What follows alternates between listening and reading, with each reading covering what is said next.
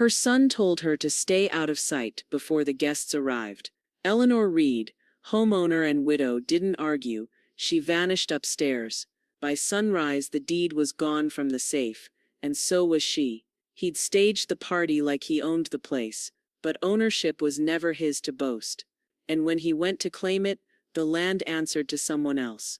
Wait, before we go any further, I gotta ask, where are you watching from? Drop it in the comments, and don't forget to subscribe. The morning air still held the cool bite of the mountains, the kind that nipped at the skin and carried the smell of wet pine.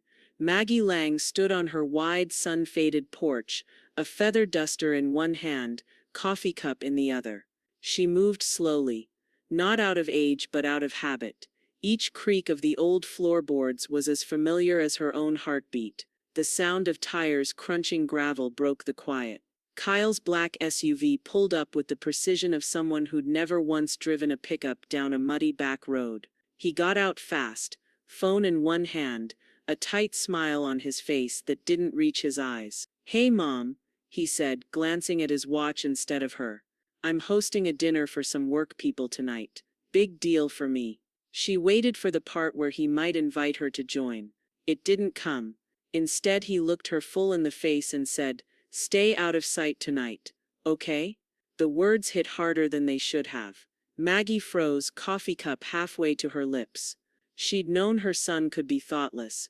She'd raised him after all, but this was deliberate. "Out of sight?" she asked, keeping her tone level. Before Kyle could answer, Lena stepped out of the passenger seat, all pastel sweater and polite distance. "It'll just be easier," she added with a quick, approving nod toward her husband. "You understand." Maggie stared at them both, her knuckles tightening on the handle of her cup. The rising warmth of her coffee suddenly felt like heat she couldn't swallow. "Easier," she repeated quietly, letting the word hang there. Kyle was already walking toward the guest house, barking something into his phone. Lena followed, heels clicking against the gravel like punctuation marks Maggie hadn't asked for.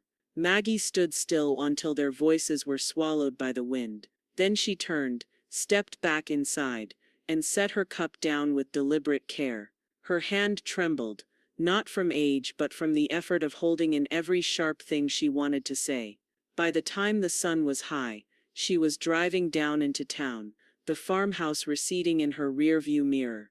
Asheville's streets were alive with late summer color, flower baskets hanging from lampposts, the smell of baking bread from the corner bakery, a busker's guitar spilling notes into the warm air. She found herself heading, as she often did, toward Sarah Cruz's cafe. The bell above the door gave its bright chime when she walked in. The air was warm and rich with coffee and cinnamon. At a table near the back, Janice Moore was already halfway through a blueberry muffin, her silver hair catching the light like spun wire. "Well, you look like someone just told you the county outlawed coffee," Janice said, waving her over. Maggie slid into the chair opposite her, wrapping her hands around the warm mug Sarah set down without asking for an order. "Kyle's having people over tonight," she began. "That's nice," Janice said, though her voice carried the careful neutrality of a woman bracing for the rest of the sentence.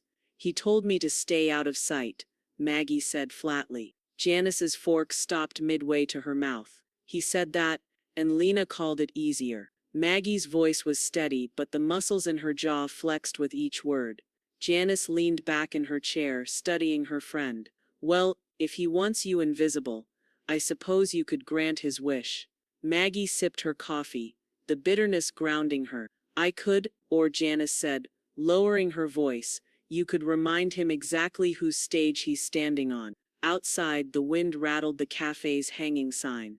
Inside, Maggie set her mug down with a soft click. She thought about the old farmhouse, its hand-carved banister, the long summer evenings she'd spent on that porch with her husband before the cancer took him. She thought about the thick paper of the deed that hung in its frame above her desk, her name and only her name, written in careful ink. Janice watched her, waiting. Maggie's lips curved into the smallest of smiles. "The deed's still in my name." The late afternoon light slanted through the farmhouse's front windows, laying long golden stripes across the oak floor. Maggie sat at her desk in the study, the room smelling faintly of lemon polish and old paper. Her eyes fixed on the framed deed hanging above the desk, a sheet of thick cream-colored parchment behind glass, the ink slightly faded but still proud. She leaned back in her chair, letting her gaze trace the bold black letters that spelled out her name. Margaret Ann Lang. No and family, no joint ownership, no Kyle, just her. Her mind drifted to the day she and Frank had signed the papers nearly 40 years ago. The real estate office had been stuffy, the kind of place where the air felt thick with dust and coffee that had sat on a burner too long. Frank had slid his arm around her shoulders when the ink dried, whispering, "We're building something that lasts." They had built it together, every nail in the porch rail, every layer of paint on the shutters, every inch of that stubborn garden out front bore their fingerprint. And now? Now her son had moved into the guest house 2 years ago, calling it temporary while his own house underwent renovations. The renovations had been done for 18 months. He was still there. At first she hadn't minded. She told herself it was nice to have him close, even if he didn't stop by much. But little by little, Kyle's presence had shifted, like ivy creeping along a wall, quiet until it was everywhere. He started parking in her spot when friends came over. He rearranged the outdoor furniture. Then he began referring to the entire property as ours, when talking to others. Maggie's jaw tightened at the memory of overhearing him tell a neighbor, "Yeah, we're keeping the place in great shape. The guest house really adds value." We, as if she were some kindly tenant allowed to stay on the main floor. A knock at the open study door broke her thoughts. Janice leaned in, her eyes scanning Maggie's face before settling on the framed deed. "Still looking at that, huh?" Janice asked, stepping inside. She wore that knowing smirk she always got when she smelled trouble brewing. "I'm just reminding myself," Maggie said, voice cool but edged. "Of what?" "That it's mine. All of it." Janice gave a short laugh, settling into the chair opposite. "If he wants you gone, give him exactly that." She tapped the armrest for emphasis. "And more." Maggie studied her friend's face. "More. Don't just move aside. Move the whole game board out from under him." Maggie let the idea roll around in her head. She thought of Kyle's dismissive tone, the way Lena had stood there nodding, as though she were simply rearranging furniture, not shoving her mother-in-law into a corner. She opened the bottom drawer of the desk, the one that stuck a little, and pulled out a thick file folder. The label, written in her own steady hand years ago, read property. Inside were documents in neat order: survey maps, tax records, old utility bills, maintenance receipts. The smell of paper and faint mustiness rose up, a quiet reminder of just how long she'd safeguarded this land. Janice leaned forward, her voice dropping. "You're thinking about doing something." "I'm thinking about reminding my son that respect is earned," Maggie replied, sliding her fingers across the papers until they found the weight she was looking for. The file made a satisfying thump as she laid it flat on the desk. She flipped past old letters from the county assessor, past Frank's handwritten notes about the roof repair, past the faded sales brochure from 1983. Her pulse quickened, steady and strong, as she found the page, the most important one. The bold, undeniable truth stared back at her from the crisp title document. Her name alone. No co-signers, no conditions. Maggie's lips curved into the faintest smile. She flipped the folder around, so Janice could see, and tapped her finger on the paper. "Sole ownership," she said. In black and white. The morning after Kyle's little decree, Maggie sat at her desk with the property folder open like a weapon she was preparing to aim. Outside, the mist clung to the mountains, softening their jagged edges, but inside the farmhouse, her thoughts were sharp enough to cut glass. She reached for the phone and dialed a number she knew by heart. "David Holt," came the warm gravel-edged voice on the other end. "It's Maggie Lang," she said, keeping her tone steady. "I think I have a situation you'll enjoy untangling." She told him about the stay-out-of-sight remark, the dinner, the way Kyle had been acting more like landlord than tenant. Her words were measured, but the undercurrent was steel.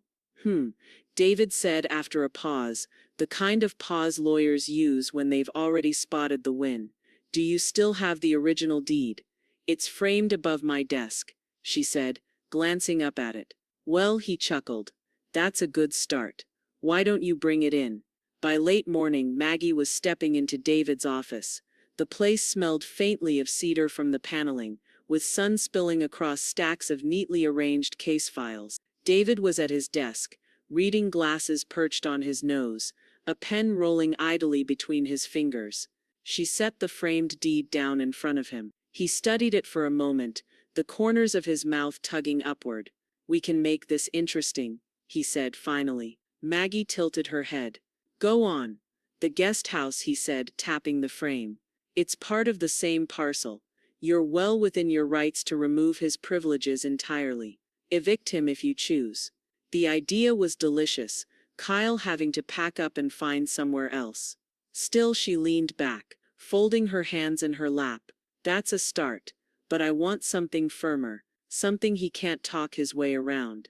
David's eyes lit in a way she recognized. He'd just thought of something better. You ever considered a quiet title transfer? Maggie frowned slightly. Explain. You'd move the property into a trust, he said, leaning forward, voice low. Specifically one you control, either alone or with someone you trust implicitly. Once it's done, Kyle has no legal standing to challenge decisions. The trust would own it, not you as an individual. That means even if you passed away, the terms you set today would be ironclad.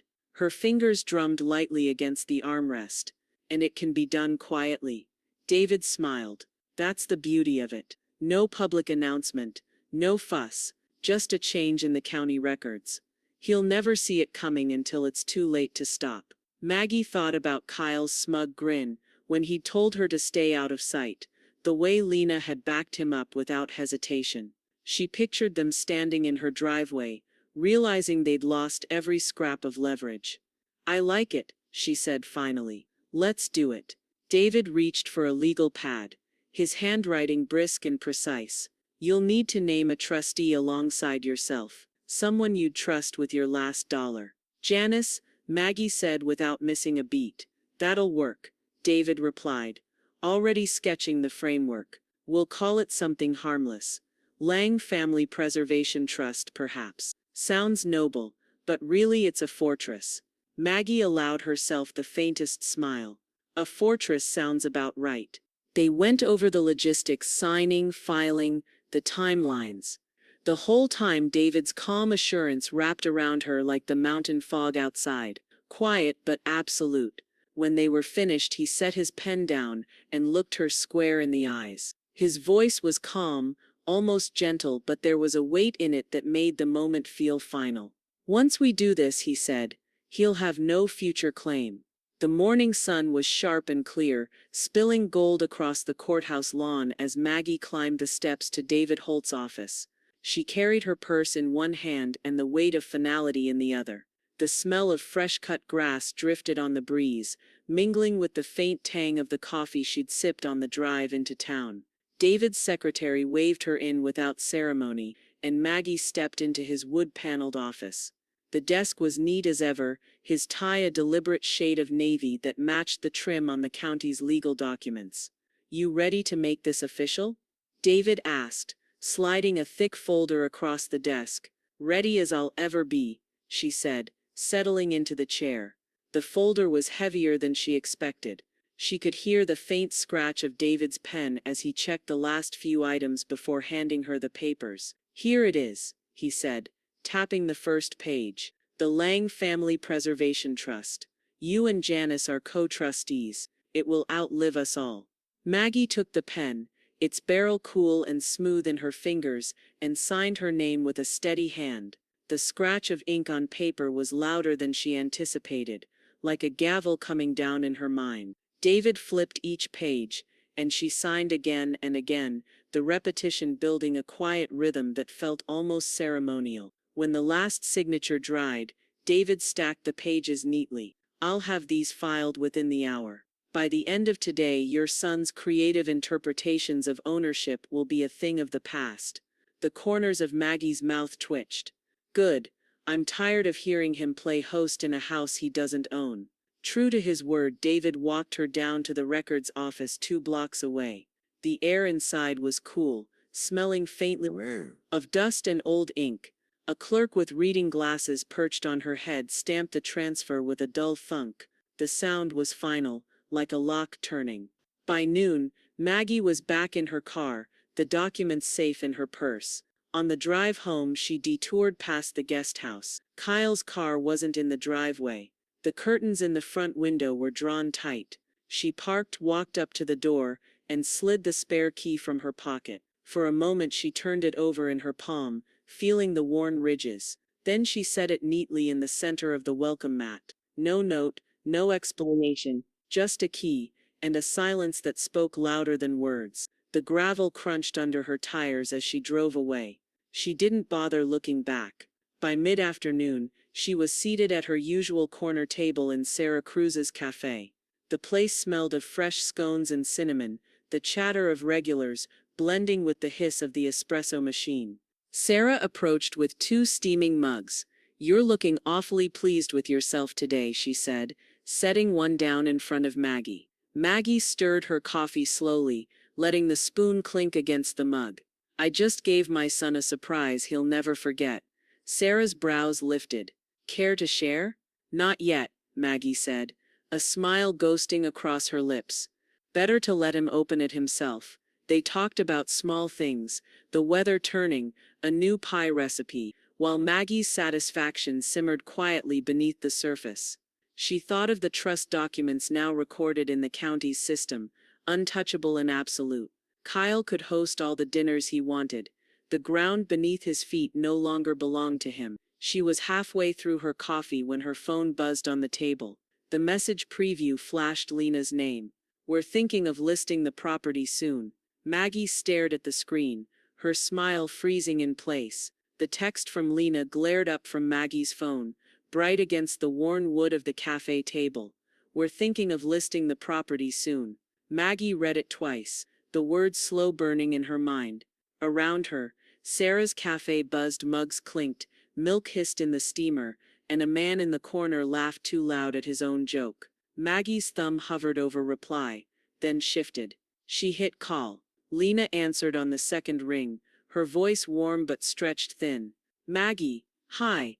I figured you saw my text. We've been talking, and it's time to downsize for all of us." Maggie's gaze drifted out the window.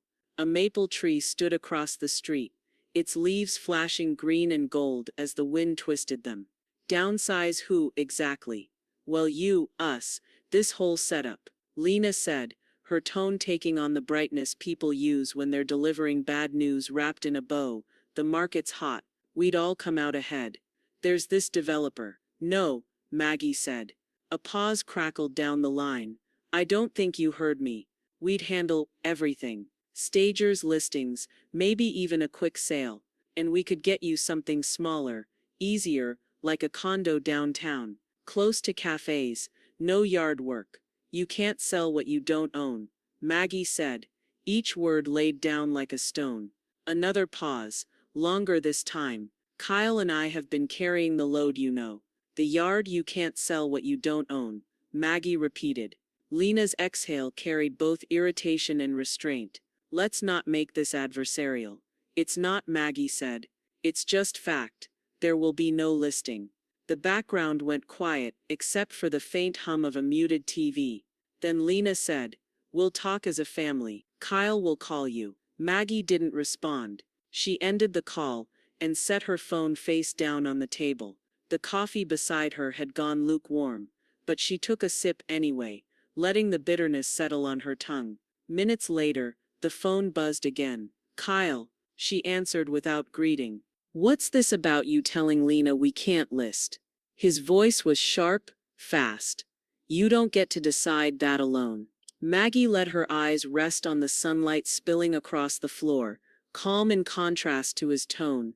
"We won't be listing, Kyle. You've been sitting on this place for decades," he said. "The maintenance, I pay it," she cut in. A scoff. "We'll talk later." The call ended abruptly. Maggie dialed another number. David picked up on the first ring. Holt. They're talking about listing, she said. As if they could. They can't, David replied, the certainty in his voice like a solid door shutting. The trust is recorded, your sole ownership before that is documented. If they try to get an agent involved, I'll send a letter that will make them back off fast. Do it, Maggie said. By the time she drove home, the mountains had taken on that early evening shadow, a soft purple draped over the ridges. The air carried a scent of pine and the faint tang of coming rain. A white cooler sat on her porch. Janice was there, prying it open with the anticipation of a child at Christmas. Salon gossip travels faster than light, Janice said, pulling out a cold bottle of champagne. Word is someone's trying to list your place. I brought the cure. They popped the cork, the sharp pop carrying out into the yard. Maggie took a sip, the bubbles dancing against her tongue, the green apple bite mixing with satisfaction. David confirmed they have no standing, she said. Janice leaned on the porch rail, eyes drifting toward the guest house. You ever notice how perfect that place would be as a rental? Separate drive, great view, close to town. Maggie tilted her head. Sarah's voice came back to her from last week. You could rent that guest house in 2 seconds, Mags. People line up for a mountain view. She set her glass down. The idea was sharp now, almost electric. What are you thinking? Janice asked, catching the glint in Maggie's eyes. That if Kyle wants me out of sight, Maggie said. Rising, I should show him what that really means. Inside, she returned with her laptop. The porch light flickered on as the sun slid behind the ridge. She opened a blank listing template, the cursor blinking like a dare. Quiet mountain guest house. Private deck. Long-range views. Newly updated kitchen. No smoking. References required. Her phone buzzed. Kyle again. She flipped it over without looking. Janice smiled slowly. You're wicked. Maggie attached 3 photos she already had. The deck at sunset. The stone path lined with herbs. The light-washed living room. Her finger hovered over the post button. They plan to sell my home, she said, clicking, so I'll sell the stay. The ad had been live for less than 24 hours, when Maggie's phone rang. A woman's voice, warm but a little tentative, introduced herself as Chloe. My husband and I are looking for a long-term place in the mountains. We saw your guest house listing. Is it still available? It is, Maggie said, leaning back in her porch chair, the evening breeze carrying the scent of honeysuckle. When can you see it? Tomorrow morning, Claire said. We'll drive up from Charlotte. We're ready to sign if it's the right fit. The next day, the couple arrived just after 9, their silver hatchback humming quietly up the gravel drive. Claire was in jeans and a loose cardigan, her dark hair pulled back in a way that suggested she wasn't here for a weekend jaunt. She was here to live. Her husband, Mark, had an easy smile and carried a camera slung over his shoulder. Maggie led them down the stone path to the guest house, the air rich with the smell of damp earth from last night's rain. Inside, the morning light poured through the wide windows, spilling over the small kitchen's butcher block counters and the tidy living room. Oh wow, Claire breathed, stepping to the sliding glass door that opened onto the deck. Beyond it, the mountains rolled away in a haze of green and blue. Mark crouched to run a hand over the polished pine floorboards. Feels like it was built to last. It was, Maggie said. 6-month lease, utilities included. Quiet hours after 10. You'll have your own drive. They exchanged a glance that spoke volumes, agreement, relief, excitement, and turned back to her. We'll take it, Claire said, without even pretending to think it over. By 11, the paperwork was signed at Maggie's kitchen table. She slid a spare key across the wood with a small, satisfied push. They came back the next afternoon with a moving truck, its brakes sighing as it settled in front of the guest house. Maggie was out on her porch, sipping iced tea, when she heard another familiar sound, tires biting into gravel at speed. Kyle's SUV appeared like a storm cloud, gliding into the drive before jolting to a stop. He got out fast, his sunglasses hiding his eyes but not the tight set of his mouth. Mom, he said, not moving toward her. Who are these people? Maggie took a slow sip, feeling the cold tea slide down her throat. Tenants. What tenants? His voice climbed an octave. The ones renting the guest house for 6 months. He blinked, as if she'd just spoken in a language he didn't care to learn. No, you can't just. But she was already rising from her chair. She walked past him into the farmhouse, the cool air smelling faintly of lemon oil and coffee grounds, and returned with a crisp copy of the signed lease. She held it out. You might want to read the fine print. He snatched the paper, eyes scanning it fast enough to blur the words. This is insane. No, she said. It's legal. Almost on cue, her phone buzzed on the porch railing. She picked it up, put it on speaker. Maggie David's voice came through, smooth as a paved road.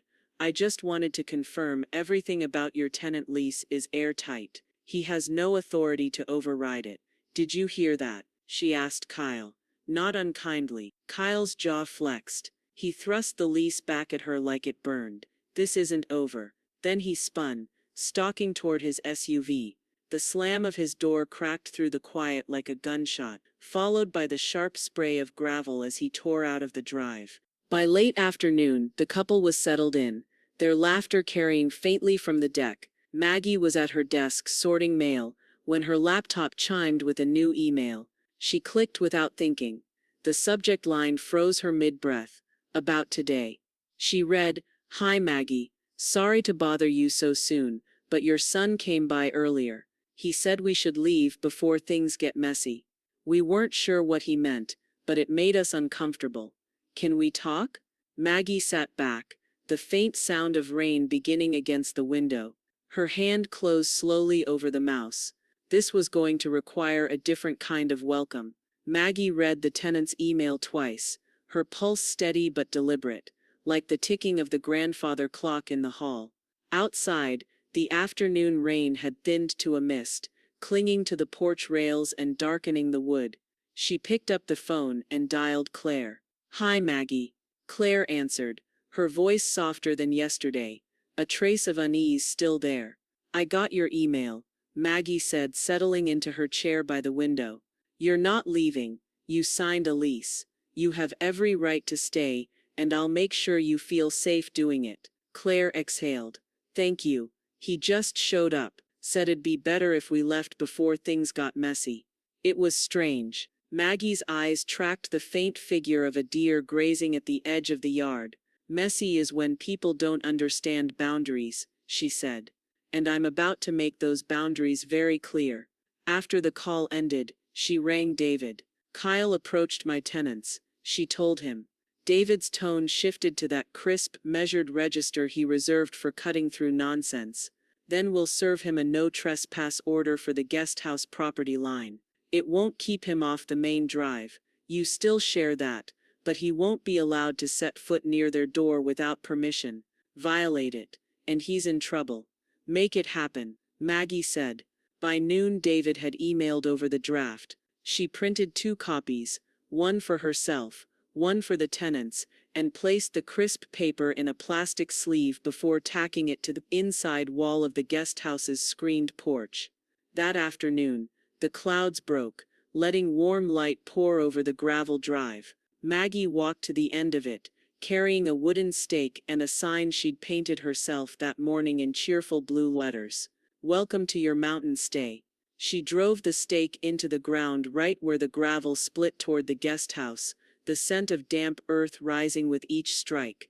Janice arrived just as Maggie was brushing the dirt from her palms. Well, aren't you subtle? Janice said, taking in the sign. Like putting out fresh pie when you know someone's on a diet. Guests should feel welcome, Maggie said, smiling faintly. Janice's eyes roamed the yard. You know, a couple Adirondack chairs out there under the maple would be perfect for renters. Maybe a little table for coffee. Maggie considered it. I've got 2 chairs in the barn that Frank built. They deserve more than gathering dust. The rest of the day smelled like soil and fresh wood shavings. Maggie worked in the garden beds along the guest house path, tucking marigolds and lavender into place. Her gloves damp and streaked with earth. The sun dipped lower, filtering through the trees in fractured gold. She was just packing up her tools when she heard footsteps on the path. Claire and Mark appeared, each holding a small plate wrapped in foil. "We wanted to thank you," Claire said, "for standing up for us." She unwrapped the foil to reveal oatmeal cookies studded with chocolate chunks, still warm enough to scent the air. Maggie took one, the sugar and butter melting on her tongue. "You're good tenants. Good tenants deserve good landlords." Mark smiled. "We feel lucky to be here." Later, as dusk settled, Maggie sat on her porch with a glass of iced tea, the crickets tuning up in the distance. The day's work left her pleasantly tired, the smell of flowers still clinging to her clothes. The guest house lights glowed warm across the yard, a picture of quiet she intended to keep. Her phone buzzed against the table. One new voicemail. She tapped play. Kyle's voice filled the space, low and sharp. "You're going to regret this." The message ended, but the words lingered in the air like the last echo of a slammed door. The voicemail still sat in Maggie's phone, small and contained, but its tone hung in the air like a storm that refused to break. She replayed it, just once, before dialing David.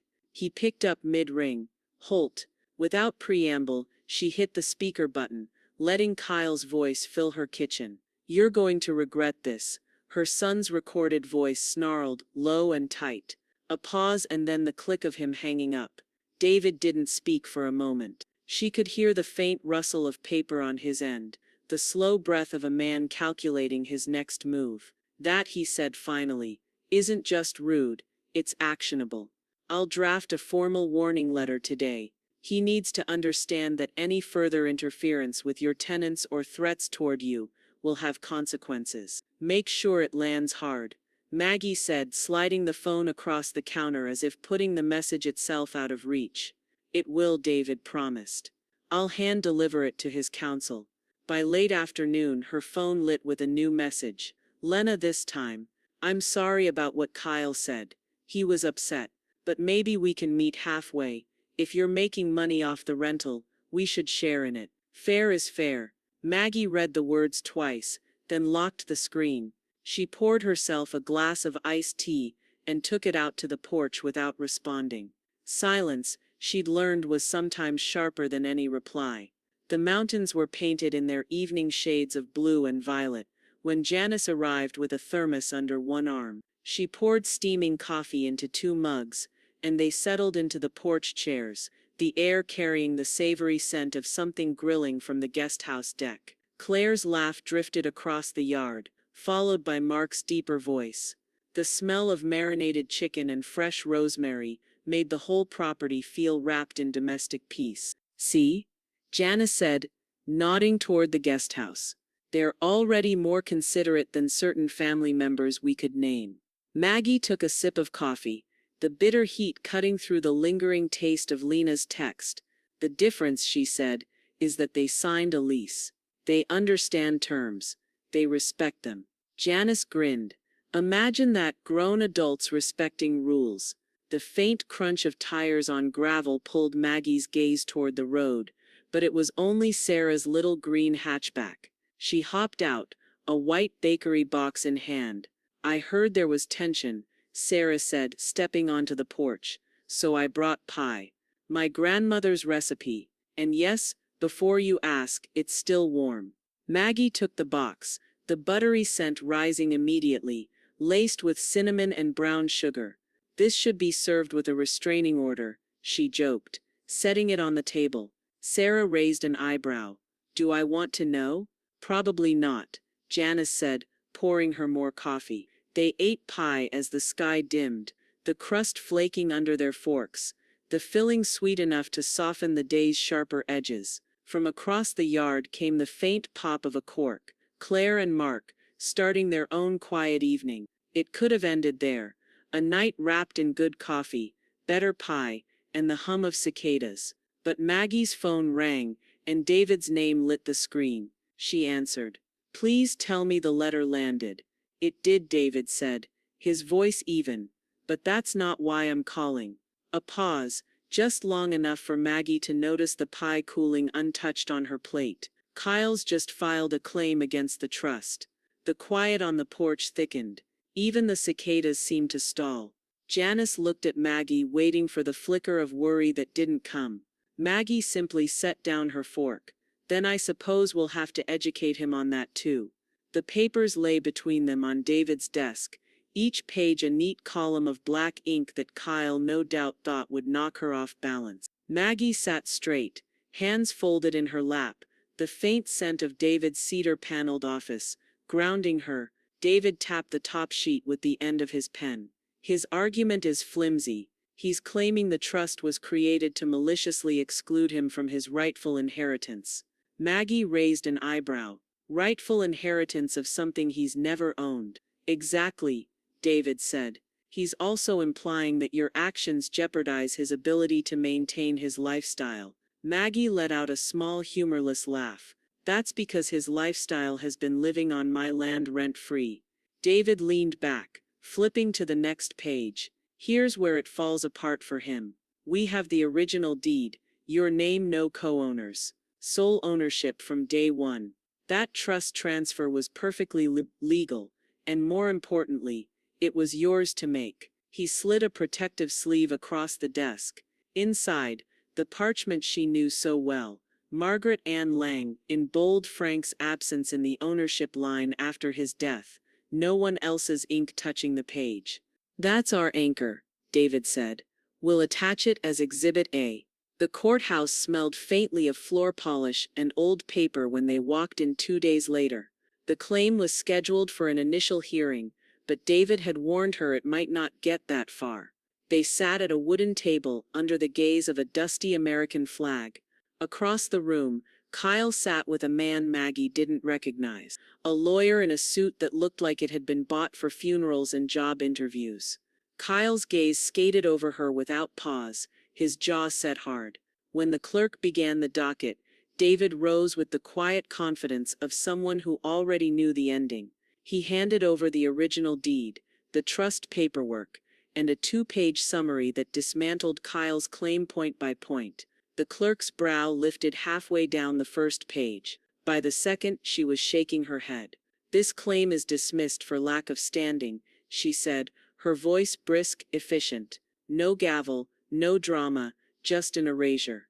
Kyle's lawyer leaned in to murmur something, but Kyle was already pushing back from the table. He walked out without looking at her. By evening, the tension had evaporated into something else entirely. Claire and Mark had invited her over to the guest house for dinner, a thank you for keeping the wolves at bay. The smell of rosemary and garlic met her at the door. Mark was at the stove, searing chicken breasts in a cast-iron skillet, while Claire set the table with mismatched pottery plates that somehow looked intentional. They ate on the deck as the sun slid down the back of the mountains, the air cooling just enough for sweaters. The chicken was tender, the roasted potatoes crisp, and the wine smooth enough to draw the day out. Janice joined them halfway through the meal, claiming the empty chair beside Maggie. She raised her glass after the first bite. That's 1 point for the home team, she said, eyes glinting. Maggie took a sip of wine, letting the satisfaction settle in her chest. Feels like more than one. Claire brought out a blueberry cobbler, still bubbling at the edges. They lingered over dessert until the fireflies started blinking along the tree line, each flash like a quiet applause. The next morning, Maggie was at her kitchen table sorting through mail when she saw the envelope. No return address, but the typewritten label was precise, almost cold. She slid a knife along the seal and unfolded the single sheet inside. Notice of eviction. Her eyes scanned the lines. Kyle and Lena, behind on rent at their own place in town. Their landlord giving them 30 days to vacate. The paper was smooth under her fingertips, the words absurd in their neatness. She set it down slowly, a thought already taking root. This was going to get interesting. The eviction notice sat on Maggie's desk, its clean lines almost smug in their finality. She'd read it twice, folded it neatly back into the envelope, and left it where the morning light caught it. It was one thing for Kyle to posture from his rental house in town. It would be another thing entirely for him to be without that address at all. Her phone rang just after 9. Kyle's name lit the screen. Maggie, he said, skipping any pretense of warmth. Looks like our lease is ending sooner than we thought. I read the letter, she said. Yeah? Well, Lena and I were thinking just for a little while, we could stay in the guest house until we find a new place. Wouldn't that make sense? Maggie looked out her kitchen window at the guest house. Claire's laundry fluttered on the deck railing, a bright blue sheet, a white towel, a quilt patterned with yellow roses. No, she said. A pause, then a sharp inhale. Why not? Because the lease is still active. My tenants have 5 months left. They pay on time, they respect the property, and they don't threaten to sell it out from under me. His voice hardened. They're strangers, Mom, and you're a grown man who needs to find his own housing. She replied. This isn't complicated. The silence that followed was tight enough to hum. Then he hung up. At noon her email pinged. Lena's name appeared in the sender line. The subject, family obligations. The message was long, paragraphs winding around words like tradition, responsibility, and respect for elders. There were gentle reminders about what Frank would have wanted, and not so gentle hints about making room for family when they're in need. Maggie read it through once, the corners of her mouth tightening, then clicked delete. Later that afternoon, Janice arrived with a brown paper sack from the bakery and a glint in her eye. Tell me, Janice said, setting a pair of still warm croissants on the counter. Have you considered offering them a weekend stay in the guest house? Charge 'em full price, of course. Let them get a taste of what being guests actually feels like. Maggie laughed, the sound surprising even herself. Tempting, but no. I'd rather keep them outside the gate entirely. Janice broke a croissant in half, steam curling into the air. Suit yourself. But the mental image alone was worth the suggestion. They ate in the kitchen, sunlight slanting in through the window, the quiet punctuated only by the crunch of flaky pastry. For a brief moment it was easy to forget that her son was circling like a restless hawk just beyond the property line. The next morning, Maggie walked into town for coffee. The late summer air was thick with the smell of warm asphalt and brewing espresso from Sarah's cafe. She pushed open the glass door, the bell chiming overhead. Sarah was at the counter, chatting with a man in a denim jacket. When she spotted Maggie, her expression shifted, something in her eyes sharpened. Morning, Sarah said, sliding a fresh mug across the counter. You got a minute? Maggie wrapped her hands around the cup, letting the heat seep into her palms. For you? Always. Sarah leaned in, lowering her voice so it didn't carry past the pastry case. I was over at the farmer's market this morning. Heard Lena talking to that woman who runs the antique store. Betty, you know the one. Lena was saying you're losing it. Maggie's grip on the mug didn't tighten, but her jaw did. Losing what exactly? Sarah shook her head. She didn't say, just implied you're not thinking clearly.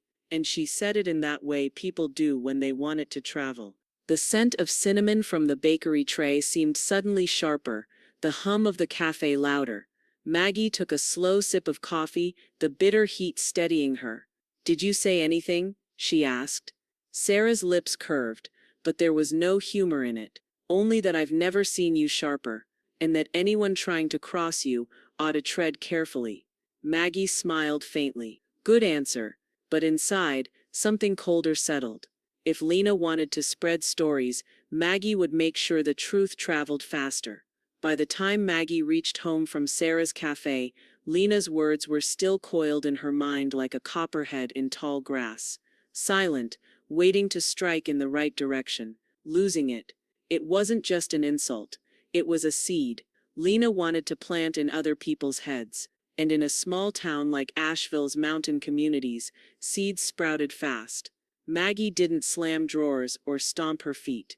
Instead, she sat at her kitchen table, a pad of stationery in front of her, pen in hand. If Lena wanted whispers, Maggie would answer with printed sentences and ink signatures. She began, Dear friends and neighbors, I am writing to clarify a few points regarding my home and property on Lang Ridge Road. Recent chatter has left some folks with the wrong impression, and I'd rather the truth come from me directly. The farmhouse and guest house are legally owned by the Lang Family Preservation Trust, of which I am co-trustee with my dear friend Janice Moore. I live here by choice, and have no plans to leave. The guest house is currently leased to a wonderful couple who have been respectful and prompt in every regard. I value our community, and I believe that honest communication keeps it strong. Warm regards, Margaret Ann Lang. Her handwriting was neat but firm, each loop of ink an unshakable fact. She made 12 copies, enough to reach every porch where Lena's rumor might have landed. The next morning she drove into town and stopped at David's office. The front desk smelled faintly of paper and lemon cleaner. David read the letter once, then again. This, he said, tapping the page with his pen, is exactly how you kill a rumor without starting another one. Truth, in writing sent to the right people. Will it hold? Maggie asked. David smiled. It will spread faster than whatever Lena's been peddling, and you won't have to raise your voice once. By week's end the shift was visible. At the hardware store Mr. Henderson tipped his cap with a warm morning, Miss Lang.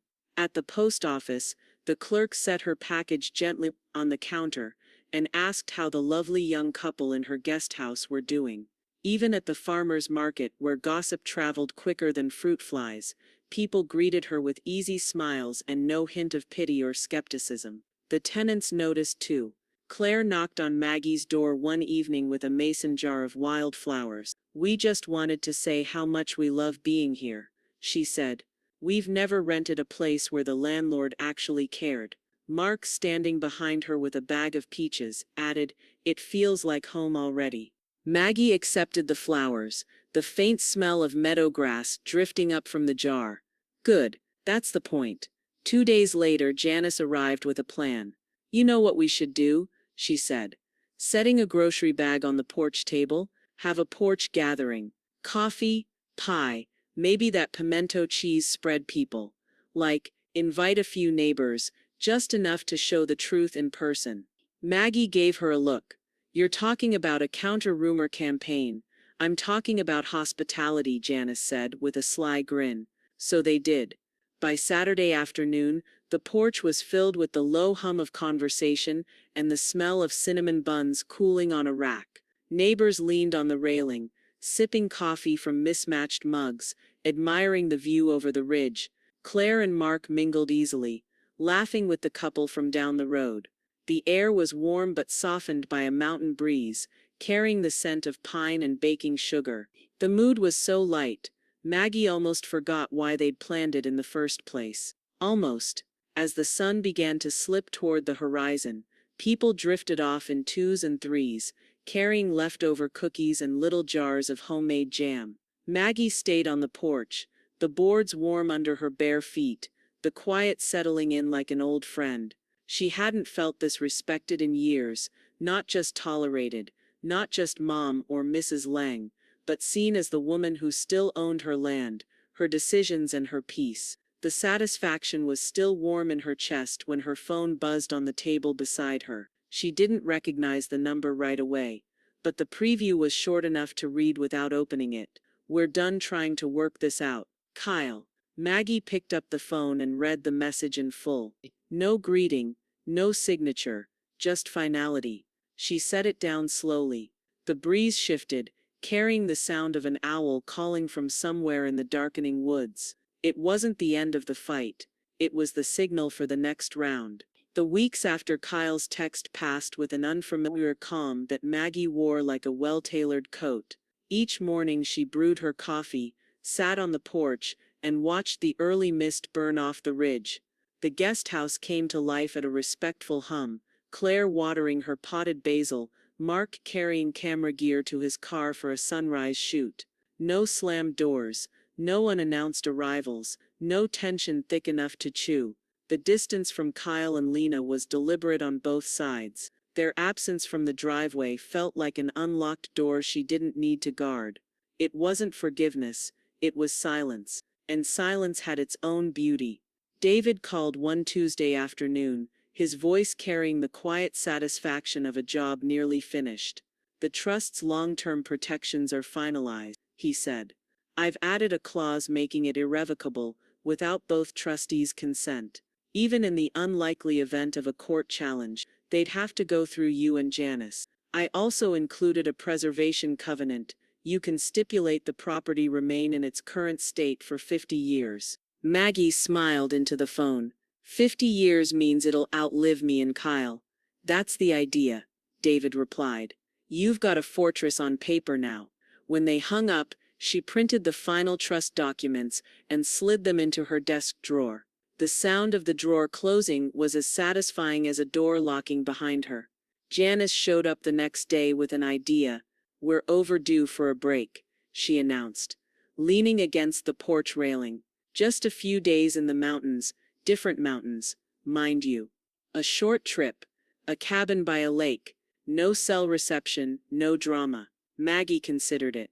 She hadn't left the property overnight in months, not since Kyle's first attempt to edge her out. Who's going to watch the place? Sarah, Janice said without hesitation. She'll keep an eye on the house and check in with your tenants. And don't give me that look. I already asked her. 2 mornings later, they were on the road, the air sharp with the smell of rain on pine. Maggie let Janice drive, watching the winding mountain roads slip past. The sky pressed low and gray. The cabin they rented sat on the edge of a still lake, its surface broken only by the occasional arc of a fish jumping. They filled the days with quiet walks, lazy breakfasts, and hours of reading on the porch while the wind rattled the leaves. Evenings were for a bottle of wine and the crackle of a small fire. For the first time in too long, Maggie slept without waking to check the window for headlights. When they returned 3 days later, the air at home felt sweeter, richer, the way it always did after a trip away. Sarah had left a note on the kitchen counter. All's well, tenants are happy, hope you had fun. Next to it sat a vase of fresh-cut wildflowers, their stems beaded with water.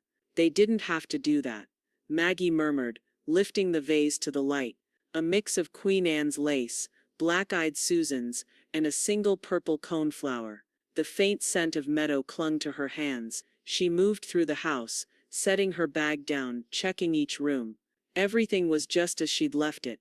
The couch cushions in order, the kitchen counters clean, the trust papers still resting in their drawer. It wasn't until she returned to the front door that she saw it. A folded sheet of paper tucked under the mat, edges curling slightly from the afternoon sun. She bent to pick it up. No envelope, no name on the outside. She unfolded it slowly, the paper rough under her fingertips. Her eyes landed on the first line, scrawled in Kyle's unmistakable handwriting. We need to talk. No explanation, no apology, just those 4 words, leaning forward like a shadow into her quiet house.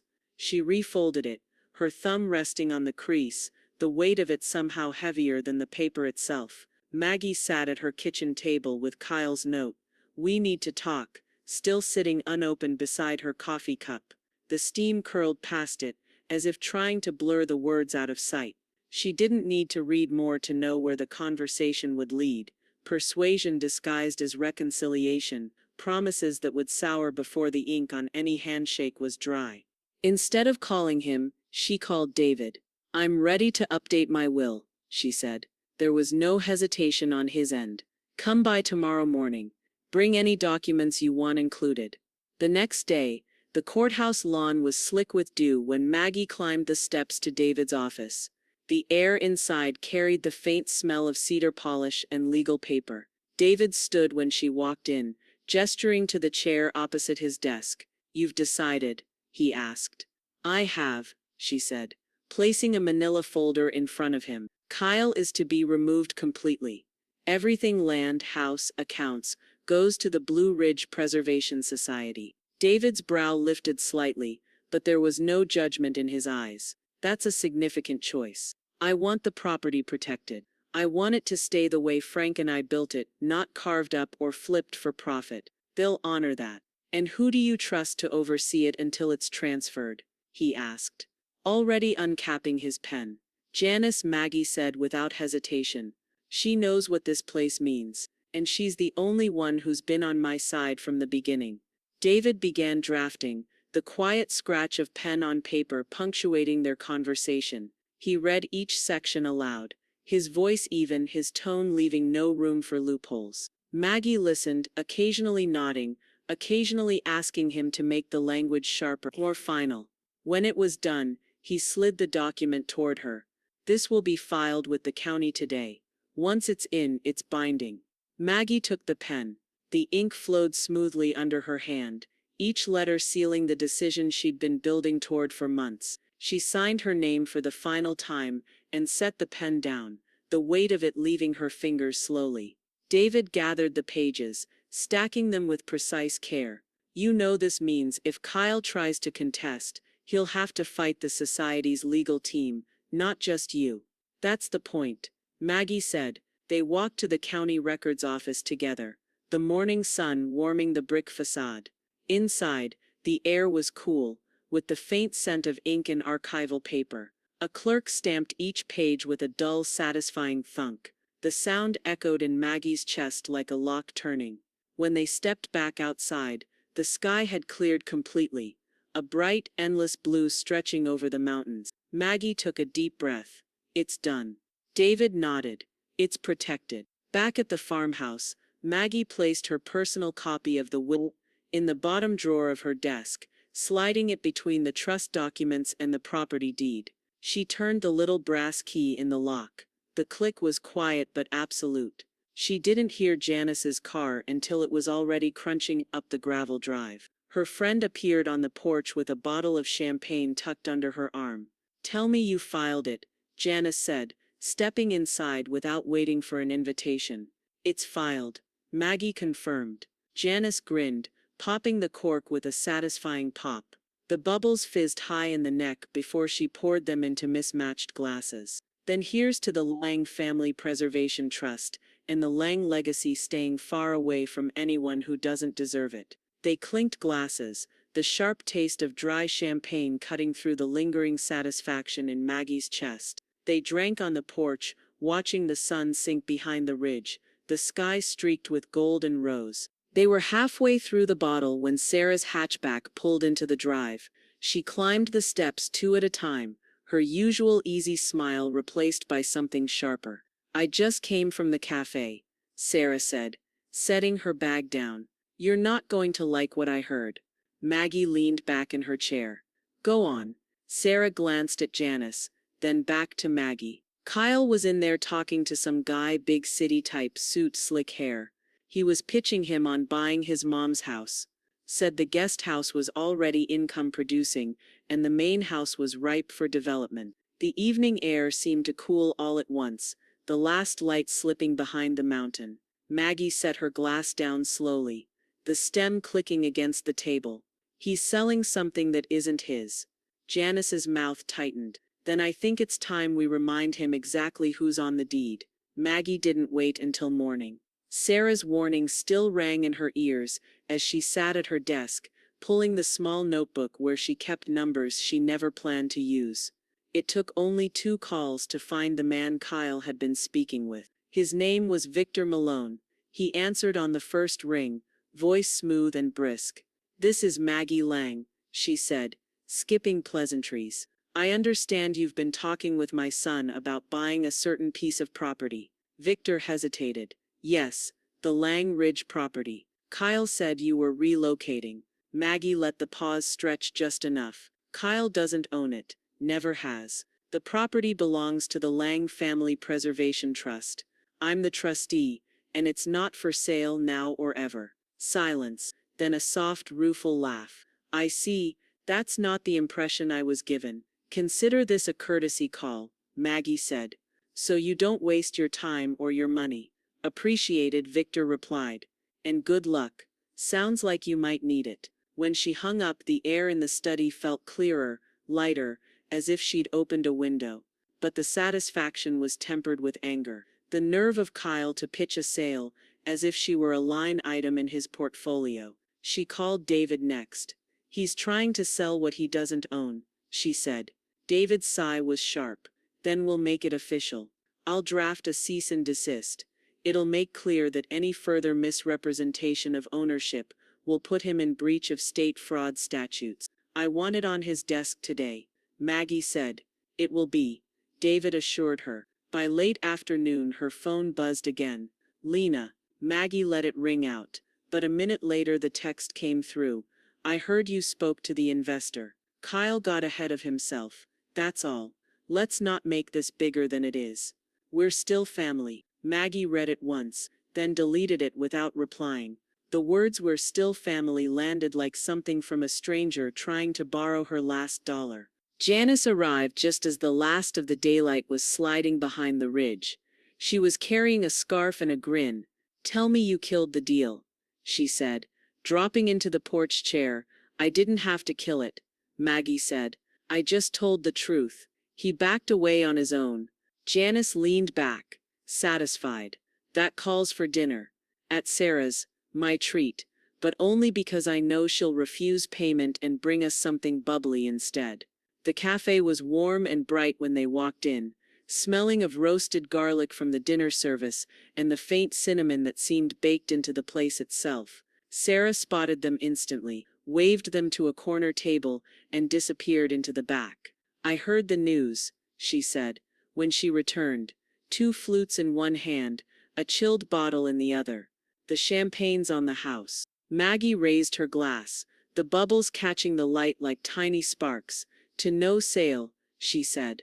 "To no sale," Janice echoed, and Sarah joined them in the toast. They lingered over plates of mushroom risotto, the kind of meal that warms all the way to the spine. Outside, the street lamps glowed against the cobblestones, and the chatter of other tables hummed low in the background. For a while the fight with Kyle receded into something small, distant, a story she'd tell later with a wry smile. It was nearly closing time, when Maggie's phone vibrated against the wood of the table. She glanced at the screen. Email notification. Normally she would have ignored it, but the sender line caught her. Lang Ridge Tenants. She opened it. "Hi Maggie. We wanted to let you know we've loved our time here so much that we'd like to renew our lease for another year if possible. Same terms. We hope you'll say yes." Maggie read it twice, a smile tugging at her mouth before she even looked up. "What's that look?" Janice asked. Maggie turned the phone so she could see. "Looks like my guest house is staying full." Janice grinned. "And your son's staying mad." Maggie lifted her glass one last time, the bubbles rising like a quiet promise. "That's the idea. He told her to stay out of sight." She made sure he never saw the inside again. The lease renewal sat on Maggie's kitchen table, a fresh stack of papers that felt lighter than they should. Claire and Mark's signatures were already inked in steady, confident strokes. Maggie took her pen, felt the weight of it in her hand, and signed her name beneath theirs. No hesitation, no second thoughts. The black line settled on the page like a fence post, driven deep into the ground. She slid the papers into a manila envelope, sealing it with a quiet satisfaction that warmed her more than the coffee cooling beside her. Outside, the late summer sun threw gold across the porch boards, and the faint hum of a lawnmower somewhere down the ridge drifted in through the open window. That afternoon Claire and Mark knocked on the door. Claire held a basket, the scent of sugar and fruit spilling into the hallway before she even spoke. "We wanted to thank you," she said, offering the basket with both hands. Inside were 3 jars of jam, strawberry, rhubarb, blackberry, and a deep red cherry. "We made them this weekend. Figured it was the least we could do for another year in paradise." Mark smiled from behind her. "We're still not over the view from the deck. Thought maybe the jam would help sweeten your mornings." Maggie accepted the basket, the glass jars cool in her hands. "You two have already sweetened my year," she said. That evening Janice arrived carrying 2 tumblers and a small cooler. "Figured we could toast the lease," she said, setting the drinks on the porch table. The air smelled of cut grass and the faint smoke of a neighbor's grill. They settled into the rocking chairs, facing the sweep of mountains beyond the yard. The sky was melting from blue to shades of pink and orange, the sun dipping low enough to cast long shadows across the fields. "To another year of peace," Janice said, raising her glass. Maggie clinked hers against it. "And another year of keeping exactly what's mine." They sat in companionable silence, the creak of the chairs keeping time with the crickets tuning up in the distance. Somewhere below, the guest house windows glowed warm against the darkening trees.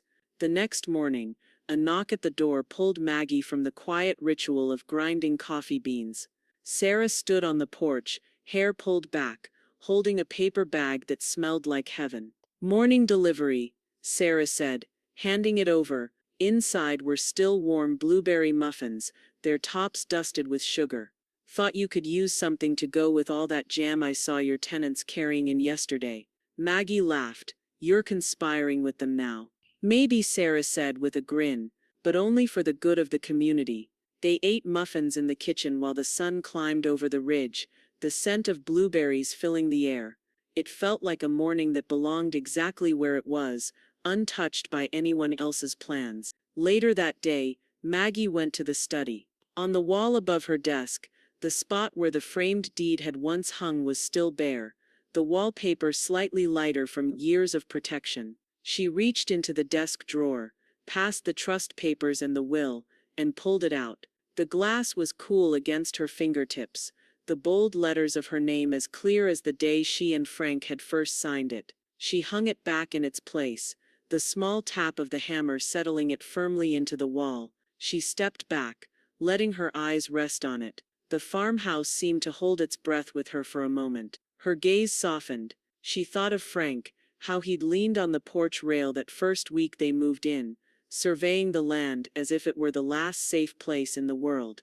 How he'd said, "We'll keep it ours, no matter what." She smiled then, not the quick, defensive one she used with Kyle, but something slower, warmer. Outside, the wind moved through the trees, a sound like pages turning. The house was still hers. The land was still hers. The life on it, quiet, protected, and exactly as she chose, was still hers. She glanced once more at the deed, the black ink steady against the cream paper, and then turned toward the window, where the mountains stood as they always had, solid, unshaken, and entirely her own. "Turns out," she murmured, "staying out of sight just means staying in control."